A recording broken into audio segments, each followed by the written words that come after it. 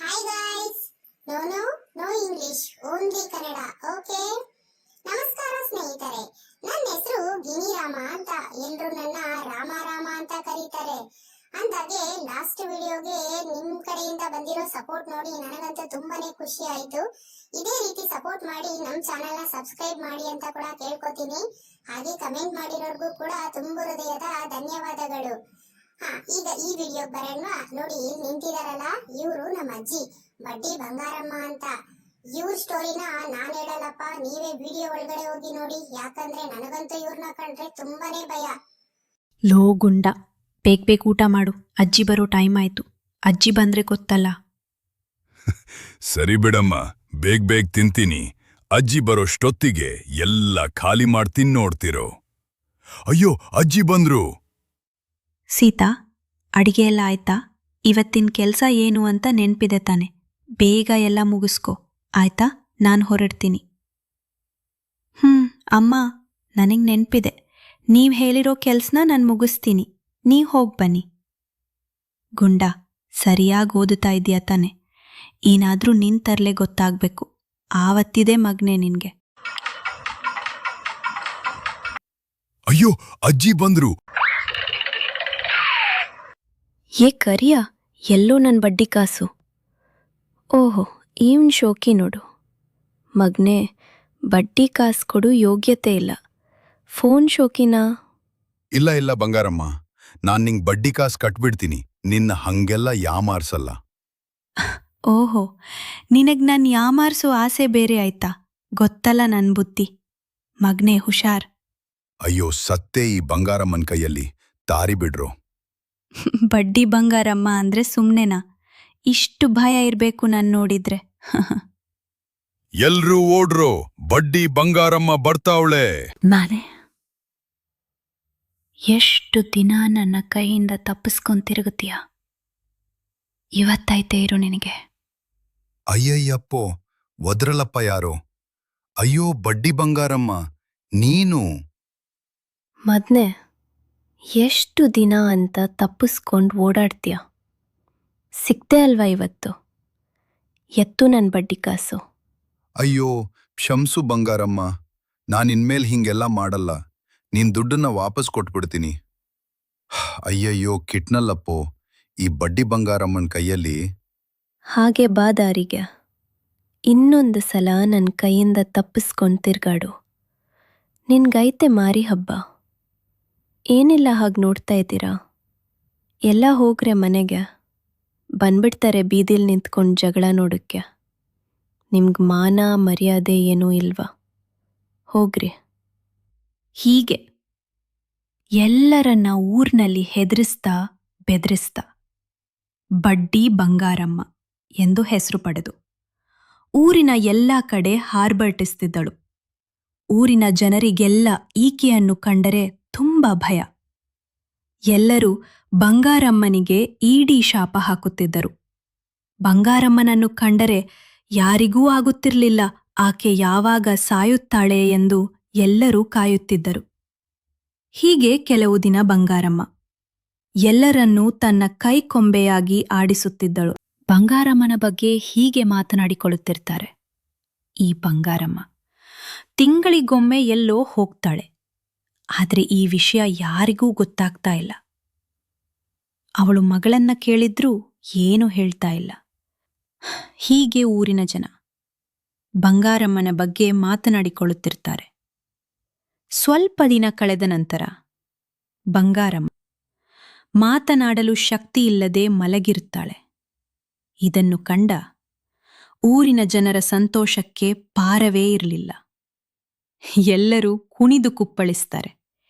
ಎಲ್ಲರೂ ಹೀಗೆ ಮಾತನಾಡಿಕೊಳ್ಳುತ್ತಾರೆ. ಈ ಬಂಗಾರಮ್ಮ ಸರಿ ಇದ್ದಿದ್ರೆ ಇವರ ಮಕ್ಕಳು ಈಕೆನ ಬಿಟ್ಟು ಹೋಗ್ತಾ ಇರಲಿಲ್ಲ. ಹೀಗ್ ನೋಡಿ, ಒಂಟಿಯಾಗಿ ಹೇಗ್ ಮಲ್ಕೊಂಡಿದ್ದಾಳೆ, ಯಾರು ದಿಕ್ಕಿಲ್ದೇ ಇರೋ ಥರ. ಚೆನ್ನಾಗಿರ್ಬೇಕಾದ್ರೆ ಕಮ್ಮಿ ಆಟ ಆಡದ್ಲ, ಹೀಗೆ ಆಗ್ಬೇಕು.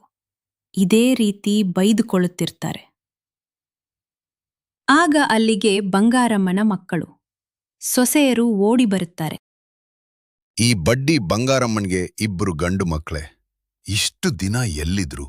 ಯಾಕೆ ನೋಡಕ್ ಬರ್ತಾ ಇರ್ಲಿಲ್ಲ? ಅದು ಒಂದ್ ದೊಡ್ಡ ಕತೆ.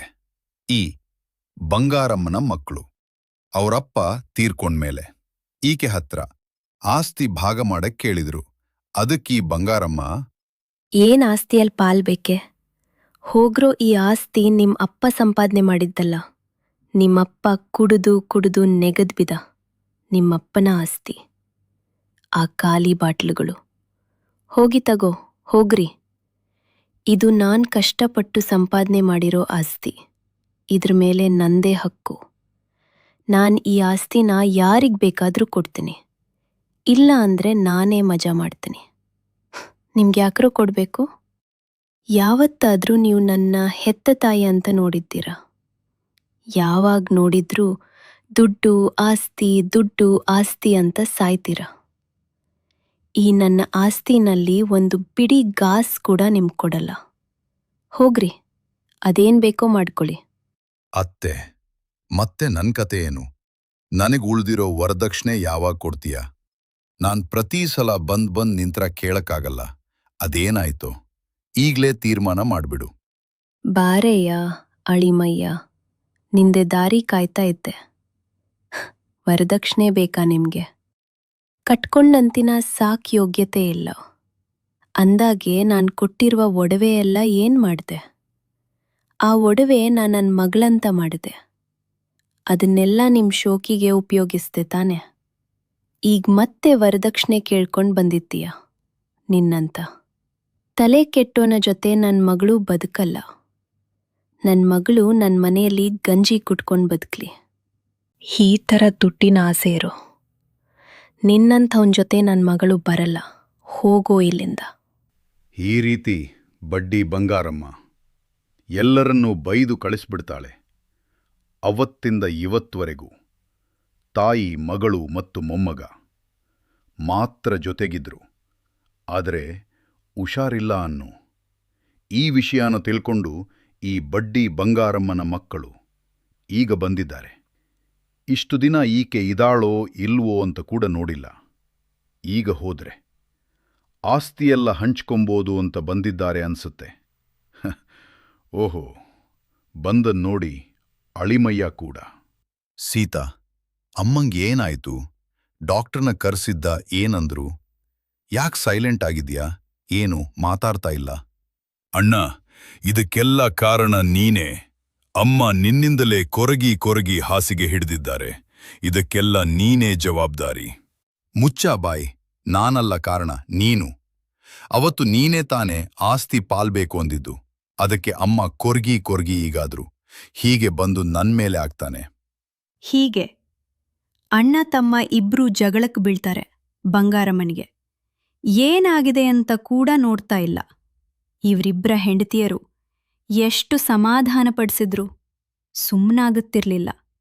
ಅವರು ಎಷ್ಟೇ ಹೇಳಿದ್ರೂ ಅವರ ಮಾತನ್ನು ಲೆಕ್ಕಿಸದೆ ಹೊಡೆದಾಡುತ್ತಿದ್ರು.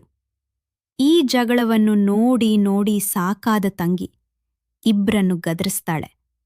ನೀವಿಬ್ರೂ ಸ್ವಲ್ಪ ಸುಮ್ನಿರಿ. ಅಮ್ಮನಿಗೆ ಏನಾಗಿದೆ ಅಂತ ಯಾರಿಗೂ ಗೊತ್ತಾಗ್ತಾ ಇಲ್ಲ. ಅಮ್ಮ ನನ್ನ ಎಬ್ಬಿಸಲು ಎಷ್ಟು ಪ್ರಯತ್ನಪಟ್ರೂ ಆಗುತ್ತಿಲ್ಲ. ಅಮ್ಮ ಅಲುಗಾಡದೆ ಮಲಗಿದ್ದಾರೆ. ಈ ಗಾಬರಿಯಲ್ಲಿ ನಾನಿದ್ರೆ ನಿಮ್ಮಿಬ್ರಿಗೂ ಆಸ್ತಿಯದ್ದೇ ಚಿಂತೆ. ಅಯ್ಯಯ್ಯೋ ಸೀತಾ, ಏನಾಯ್ತು ಅತ್ತೆಗೆ? ನಾನ್ ನಿನ್ ಜೊತೆ ಇಲ್ಲ ಅಂತ ಕೊರಗಿ ಹಾಸಿಗೆ ಹಿಡಿದ್ರ? ಈಗ ನಾನ್ ಬಂದೆ ಅಲ್ವಾ, ಸರಿ ಹೋಗ್ತಾರ್ಬಿಡು. ನಿನ್ನನ್ ಯಾರ್ ಇಲ್ಬರ ಕೇಳಿದ್ದು? ನಿನಗ್ ಧೈರ್ಯ ಇದ್ರೆ ಅಮ್ಮ ಎದ್ಮೇಲೆ ಬಾ, ಈಗ ಹೋಗು ಇಲ್ಲಿಂದ. ಅರೆ ಸೀತಾ, ಯಾಕಿಷ್ಟು ಕೋಪ ಮಾಡ್ಕೋತೀಯ? ಎಷ್ಟೇ ಆದ್ರೂ ನಾನ್ ನಿನ್ ಗಂಡ ಅಲ್ವೇ? ನೀನ್ ನನ್ ಗಂಡನ? ದುಡ್ಡಿನ ಆಸೆ ಇರೋ ನೀನು ನನಗ್ ಹೇಗ್ ಗಂಡ ಆಗ್ತೀಯ? ಹೋಗಿ ಆ ದುಡ್ಡನ್ನೇ ಮದ್ವೆ ಮಾಡ್ಕೊಂಡ್ ಬದುಕು. ನೀನ್ ಯಾವತ್ತೂ ನನ್ ಬಡಿ ಬರ್ಬೇಡ. ಹೀಗೆ ಸೀತಾ ಎಲ್ಲರನ್ನೂ ಬೈತಾಳೆ. ನಂತರ 1-2 ದಿನ ಕಳೆಯುತ್ತದೆ. ಆದರೂ ಬಡ್ಡಿ ಬಂಗಾರಮ್ಮ ಎಚ್ಚರಗೊಳ್ಳುವುದಿಲ್ಲ. ಇದನ್ನು ಗಮನಿಸಿದ ಎಲ್ಲರೂ ಈಕೆ ಇನ್ನು ಮುಂದೆ ಬದುಕುವುದಿಲ್ಲ ಎಂದುಕೊಂಡರು. ಜನರ ಮಾತನ್ನು ಕೇಳಿಸಿಕೊಂಡ. ಬಂಗಾರಮ್ಮನ ಮಕ್ಕಳು ತನ್ನ ತಾಯಿ ಸಂಪಾದನೆ ಮಾಡಿಟ್ಟ ಆಸ್ತಿ ಒಡವೆ ಇವೆಲ್ಲ ಎಲ್ಲಿದೆ ಎಂದು ತಿಳಿದುಕೊಳ್ಳಲು ಪ್ರಯತ್ನಿಸುತ್ತಾರೆ. ಆದರೆ ಯಾವ ಸೂಚನೆಯೂ ಸಿಗುವುದಿಲ್ಲ. ಅಣ್ಣ ತಮ್ಮ ಇಬ್ಬರೂ ಗಾಬರಿಗೊಳ್ಳುತ್ತಾರೆ. ಹೇಗಾದರೂ ಮಾಡಿ ಒಡವೆ ಮತ್ತು ಆಸ್ತಿ ಪತ್ರ ಎಲ್ಲಿದೆ ಎಂದು ತಿಳಿಯುವವರೆಗೂ. ಬಂಗಾರಮ್ಮ ನನ್ನು ಬದುಕಿಸಲು ಪ್ರಯತ್ನಿಸುತ್ತಾರೆ. ಸೊಸೆಯಂದಿರು ಕೂಡ ದೇವರಿಗೆ ಹರಕೆ ಕಟ್ಟುತ್ತಾರೆ. ಇದನ್ನು ಕಂಡ ಊರಿನ ಜನ ಆಶ್ಚರ್ಯಪಡುತ್ತಾರೆ. ಮಕ್ಕಳಿಗೆ ತಾಯಿ ಎಂದರೆ ಎಷ್ಟು ಪ್ರೀತಿ ಎಂದುಕೊಳ್ಳುತ್ತಾರೆ. ಬಡ್ಡಿ ಬಂಗಾರಮ್ಮ ಇವರೆಲ್ಲರ ನಡವಳಿಕೆಯನ್ನು ಶಾಂತವಾಗಿ ಮಲಗಿಕೊಂಡೇ ಗಮನಿಸುತ್ತಿದ್ದಳು.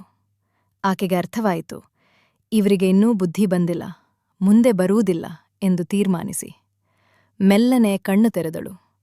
ಇದನ್ನು ಗಮನಿಸಿದ ಅಣ್ಣ ತಮ್ಮಂದಿರು ತಾಯಿ ಬದುಕಿದಳು ಎಂದು ಖುಷಿಪಟ್ಟರು. ಬಂಗಾರಮ್ಮ ಮೆಲ್ಲನೆ ಮೇಲಕ್ಕೆ ಎದ್ದು ಇಬ್ಬರನ್ನು ಜಾಡಿಸಿ ಒದ್ದಳು. ಏನ್ರೋ, ನೀವು ನನ್ನ ಮಕ್ಕಳೇ. ಛೀ ಛೀ, ನಿಮಗೆ ಸ್ವಲ್ಪ ಬುದ್ಧಿ ಬಂದಿರಬಹುದು ಎಂದುಕೊಂಡಿದ್ದೆ. ಆದ್ರೆ ನೀವು ಈಗಲೂ ಆಸ್ತಿಗಾಗಿ ಹೊಡೆದಾಡುತ್ತಿದ್ದೀರಾ. ಇನ್ನು ಮುಂದೆ ನಿಮಗೆ ನನ್ನ ಮನೆಯಲ್ಲೂ ನನ್ನ ಮನಸ್ಸಿನಲ್ಲೂ ಜಾಗ ಇಲ್ಲ. ಶಾಶ್ವತವಾಗಿ ನನ್ನಿಂದ ದೂರ ಹೊರಟು ಹೋಗಿ. ಇನ್ನು ಮುಂದೆ ನಿಮ್ಮ ಮುಖ ನನಗೆ ತೋರಿಸಬೇಡಿ. ಏನಮ್ಮ ಸೊಸೆಯಂದಿರೆ, ನೀವು ನನ್ನ ಜೊತೆ ಬನ್ನಿ. ನೋಡಿ, ಈ ಸಂಪಾದನೆ ನನ್ನ ಸ್ವಂತದ್ದೇ. ಇದನ್ನು ನೀವು 3 ಜನ ಸಮನಾಗಿ ಹಂಚಿಕೊಳ್ಳಿ. ಒಡವೆಗಳು ಮಾತ್ರ ನಿಮ್ಮವು, ಆದರೆ ಈ ಆಸ್ತಿ ನನ್ನದೇ. ಇಲ್ಲ ಅಮ್ಮ, ಇದೆಲ್ಲ ಏನೂ ಬೇಡ. ನೀನ್ ನನ್ ಜೊತೆ ಯಾವಾಗ್ಲೂ ಹೀಗೆ ಇರು, ನನಗದೇ ಸಾಕು. ಹೌದು ಅತ್ತೆ, ಮೊದಲು ನಿಮ್ಮ ಆರೋಗ್ಯದ ಕಡೆ ಗಮನ ಕೊಡಿ. ನಿಮ್ ಮಕ್ಕಳಿಗೆ ಈ ಜನ್ಮದಲ್ಲಿ ಬುದ್ಧಿ ಬರೋದಿಲ್ಲ. ನಾವು ಎಷ್ಟು ಹೇಳಿದ್ರೂ ನಮ್ಮ ಮಾತನ್ನ ಕೇಳಲ್ಲ. ಅವರ ಚಿಂತೆ ಬಿಡಿ, ನಿಮ್ಮ ಆರೋಗ್ಯದ ಸರಿ ಮಾಡ್ಕೊಳ್ಳಿ. ನನ್ನ ಆರೋಗ್ಯಕ್ಕೆ ಏನಾಗಿಲ್ಲ. ನಾನು ನಿಮ್ಮೆಲ್ಲರ ನಡುವಳಿಕೆಯನ್ನು ತಿಳಿದುಕೊಳ್ಳಲು ಈ ನಾಟಕ ಮಾಡಿದೆ. ನನಗರ್ಥವಾಯಿತು, ನನ್ನ ಮಕ್ಕಳಿಗೆ ಬುದ್ಧಿ ಬರುವುದಿಲ್ಲ ಎಂದು. ನಾನು ಇಷ್ಟು ನಿಷ್ಠೂರವಾಗಿ ನಡೆದುಕೊಳ್ಳಲು ಕಾರಣ ನಿಮಗೆ ತಿಳಿದಿದೆಯೇ? ಇದಕ್ಕೆ ಕಾರಣ ನಾನು ಅನುಭವಿಸಿದ ನರಕ. ನನ್ನ ಗಂಡ ಯಾವಾಗ್ಲೂ ಕುಡಿದು ಬರುತ್ತಿದ್ದ. ಒಂದು ದಿನ ಕೂಡ ನನ್ನನ್ನು ನೆಮ್ಮದಿಯಾಗಿ ಇರಲು ಬಿಡುತ್ತಿರಲಿಲ್ಲ. ಈ ಊರಿನ ಜನರೆಲ್ಲ ನನ್ನನ್ನು ಕೀಳಾಗಿ ಕಾಣುತ್ತಿದ್ದರು. ಆ ದಿನ ನಾನು ನನ್ನ ಮನಸ್ಸಿನಲ್ಲೇ ನಿರ್ಧರಿಸಿದೆ, ಕೀಳಾಗಿ ಕಂಡ ಜಾಗದಲ್ಲೇ ತಲೆ ಎತ್ತಿ ನಡೆಯಬೇಕೆಂದು. ಈಗ ನೋಡಿದಿರಲ್ಲ, ಎಲ್ಲರೂ ನನ್ನನ್ನು ಕಂಡರೆ ಭಯಪಡುತ್ತಾರೆ ಎಂದು. ಇಷ್ಟೇ ಈ ಸಮಾಜ. ತಲೆ ತಗ್ಗಿಸಿದರೆ ಪಾತಾಳಕ್ಕೆ ತುಳಿದು ಬಿಡುತ್ತದೆ. ತಲೆ ಎತ್ತಿ ನಡೆದರೆ ಭಯಪಟ್ಟು ಓಡಿ ಹೋಗುತ್ತದೆ. ನಾನು ನಿಮಗೂ ಇದನ್ನೇ ಹೇಳುತ್ತೇನೆ. ನಾನು ಪಟ್ಟ ಕಷ್ಟ ನಿಮಗೆ ಬೇಡ. ಈ ಒಡವೆಗಳನ್ನೆಲ್ಲ ನೀವು 3 ಜನ ಸಮನಾಗಿ ಹಂಚಿಕೊಳ್ಳಿ. ಯಾರಿಗೂ ಹೆದರಬೇಡಿ. ತಲೆ ಎತ್ತಿ ಧೈರ್ಯದಿಂದ ನಡೆಯಿರಿ. ಹೀಗೆ ಹೇಳಿ ಬಂಗಾರಮ್ಮ ಅಲ್ಲಿಂದ ಆಟೋ ಹಿಡಿದು ಎಲ್ಲಿಗೋ ಹೊರತು ಬಿಡುತ್ತಾಳೆ. ಇದನ್ನು ಗಮನಿಸಿದ ಊರ ಜನ, ನೋಡಿ ನೋಡಿ, ಬಂಗಾರಮ್ಮ ಎಲ್ಲಿಗೋ ಹೋಗುತ್ತಿದ್ದಾಳೆ. ನೋಡ್ರಪ್ಪ, ನಿಮ್ಮಮ್ಮ ಯಾವಾಗ್ಲೂ ಈ ಆಟೋ ಹತ್ತಿ ಹೋಗುತ್ತಿರ್ತಾಳೆ. ಎಲ್ಲಿಗೋ ಹೋಗ್ತಾಳೆ, ಏನ್ ಮಾಡ್ತಾಳೆ ಯಾರಿಗೂ ಗೊತ್ತಾಗ್ತಾ ಇಲ್ಲ. ನಿನ್ ತಂಗಿಗೂ ಈ ವಿಷಯ ಗೊತ್ತಿಲ್ವಂತೆ. ನಮಗ್ಯಾಕೋ ನಿಮ್ಮಮ್ಮನ ನಡವಳಿಕೆ ಅಷ್ಟು ಇಷ್ಟ ಆಗ್ತಾ ಇಲ್ಲ. ಬನ್ನಿ, ಎಲ್ಲಿಗೆ ಹೋಗ್ತಾಳೆ, ಏನ್ ಮಾಡ್ತಾಳೆ ಅಂತ ಇವತ್ತು ನಾವೆಲ್ಲ ತಿಳಿದುಕೊಳ್ಳಲೇಬೇಕು. ಬನ್ನಿ ಬನ್ನಿ, ಎಲ್ಲ ಹೊರಡೋಣ. ಎಲ್ಲರೂ ಬಂಗಾರಮ್ಮನ ಹಿಂದೆ ಆಟೋವನ್ನು ಫಾಲೋ ಮಾಡುತ್ತಾ ಹೋಗುತ್ತಾರೆ. ಆದರೆ ಅಲ್ಲಿ ಕಂಡದ್ದು ಎಲ್ಲರಿಗೂ ಅಚ್ಚರಿ. ಅಲ್ಲಿ ಬಂಗಾರಮ್ಮನನ್ನು ಕಂಡು ಊರಿನ ಜನ ತಲೆ ತಗ್ಗಿಸಿ ನಿಲ್ಲುತ್ತಾರೆ. ಬಂಗಾರಮ್ಮ ಆಟೋ ಇಳಿದು ಒಳಗೆ ಹೋಗುತ್ತಾಳೆ. ಆಕೆ ಒಳಗೆ ಹೋದ ತಕ್ಷಣ ಎಲ್ಲ ಮಕ್ಕಳು ಅಜ್ಜಿ ಬಂದ್ರು, ಅಜ್ಜಿ ಬಂದ್ರು ಎಂದು ಕುಣಿದು ಕುಪ್ಪಳಿಸುತ್ತಾರೆ. ಬಂಗಾರಮ್ಮ ಅಲ್ಲಿರುವ ಒಬ್ಬರನ್ನು ಕರೆಯುತ್ತಾರೆ. ಶಾಂತಿ, ಹೇಗಿದ್ದೀಯಮ್ಮ ಅಂದಾಗೆ ಮಕ್ಕಳೆಲ್ಲ ಊಟ ಮಾಡಿದ್ರು ತಾನೆ? ಮಕ್ಕಳೇ, ನೀವೆಲ್ಲ ತುಂಬಾ ಚೆನ್ನಾಗಿದ್ದೀರಲ್ವಾ? ನಿಮಗೆ ಇನ್ನೇನು ತೊಂದರೆ ಆಗ್ತಾ ಇಲ್ಲ ಅಲ್ವಾ? ನಿಮಗೆ ಏನಾದ್ರೂ ಬೇಕಾದ್ರೆ ನನ್ನತ್ರ ಕೇಳಿ. ಈ ಅಜ್ಜಿ ನಿಮ್ಮ ಸೇವೆಗೆ ಯಾವಾಗ್ಲೂ ಸಿದ್ಧ. ಅಮ್ಮ, ಮಕ್ಕಳೆಲ್ಲರೂ ತುಂಬಾ ಖುಷಿಯಾಗಿದ್ದಾರೆ. ಅವರು ಯಾವಾಗ್ಲೂ ಅಜ್ಜಿ ಅಜ್ಜಿ ಅಂತಾನೆ ಇರ್ತಾರೆ. ನನ್ನತ್ರನೂ ಕೇಳ್ತಾ ಇರ್ತಾರೆ, ಅಮ್ಮ ಅಜ್ಜಿ ಬಂದ್ರಾ ಅಂತ. ನೀವು ಬರೂ ದಾರಿನ ಈ ಮಕ್ಕಳು ಎದುರು ನೋಡ್ತಾ ಇರ್ತಾರೆ, ಈ ಮಕ್ಕಳಿಗೆ ಅಂತ. ಆ ದೇವರು ಭೂಮಿಗೆ ನಿಮ್ಮನ್ನು ಕಳಿಸಿದ್ದಾರೆ ಅನ್ಸುತ್ತೆ. ಯಾರು ದಿಕ್ಕಿಲ್ಲದ ಈ ಮಕ್ಕಳಿಗೆ? ನನ್ನನ್ನು ತಾಯಿ ಮಾಡಿದ್ದೀರಿ. ದಿಕ್ಕಿಲ್ಲದ ನನಗೆ ನೀವು ತಾಯಿಯಾದಿರಿ. ನಮ್ಮದು ಇಂದಿನ ಜನ್ಮದ ಪುಣ್ಯ ಅನಿಸುತ್ತದೆ. ಭಗವಂತ ನಿಮ್ಗೆ ಒಳ್ಳೇದು ಮಾಡ್ಲಿ ಅಮ್ಮ. ಹೀಗೆ ಬಂಗಾರಮ್ಮನನ್ನು ಅವರು ಹೊಗಳುತ್ತಿರ್ತಾರೆ. ನಾವು ಎಂಥ ಮೂರ್ಖತನ ಮಾಡಿದೆವು. ಬಂಗಾರಮ್ಮನ ಬಗ್ಗೆ ತಪ್ಪು ತಿಳಿದುಕೊಂಡೆವು. ನಮ್ಮನ್ನು ಕ್ಷಮಿಸಿ ಬಂಗಾರಮ್ಮ ಎಂದು ಕೈಜೋಡಿಸಿ ನಿಂತರು. ಬಂಗಾರಮ್ಮನ ಮಕ್ಕಳು ತಾಯಿಯ ಬಳಿ ಕ್ಷಮೆ ಕೇಳಿದ್ರು. ಆಕೆಯ ಬಳಿ ಹೀಗೆಂದರು. ಅಮ್ಮ, ನಿಮ್ಮ ದೊಡ್ಡತನ ತಿಳಿಯದೆ ನಾವು ಆಸ್ತಿಗಾಗಿ ನಿನ್ನ ಮನಸ್ಸನ್ನು ತುಂಬಾ ನೋಯಿಸಿ. ನಮಗೆ ಈಗ ಬುದ್ಧಿ ಬಂದಿದೆ. ನಮಗೆ ನಿನ್ನ ಆಸ್ತಿ ಯಾವುದು ಬೇಡ. ನೀನು ಮಾಡೋ ಪುಣ್ಯ ಕೆಲಸದಲ್ಲಿ ನಾವು ಪಾಲುದಾರರಾಗುತ್ತೇವೆ. ಇನ್ನು ಮುಂದೆ ಈ ಸೇವೆ ನಾವು ಮಾಡುತ್ತೇವೆ. ನೀನು ನಿಶ್ಚಿಂತೆಯಿಂದ ಇರು ಅಮ್ಮ. ತುಂಬಾ ಸಂತೋಷವಾಯಿತು. ನೀವು ಹೇಳಿದ ಹಾಗೆ ಇದು ಪುಣ್ಯದ ಕೆಲಸವೇ. ಇರುವವರ ಬಳಿ ಕಿತ್ತು ಇಲ್ಲದವರಿಗೆ ನೀಡಿದರೆ ಅದು ಪುಣ್ಯವೇ. ನಿಮ್ಮ ಬಳಿ ಇರುವುದನ್ನು ನಿಮಗೆಷ್ಟು ಬೇಕೋ ಅಷ್ಟನ್ನು ಮಾತ್ರ ಇಟ್ಟುಕೊಂಡು ಉಳಿದಿದ್ದನ್ನು ದಾನ ಮಾಡಿ. ಇಂಥ ಮಕ್ಕಳಿಗೆ ನೆಲೆಯಾಗಿ ನಿಂತರೆ ಭಗವಂತ ನಮ್ಮನ್ನು ಕಾಪಾಡುವನು. ಎಲ್ಲರಿಗೂ ಒಳ್ಳೆಯದಾಗಲಿ.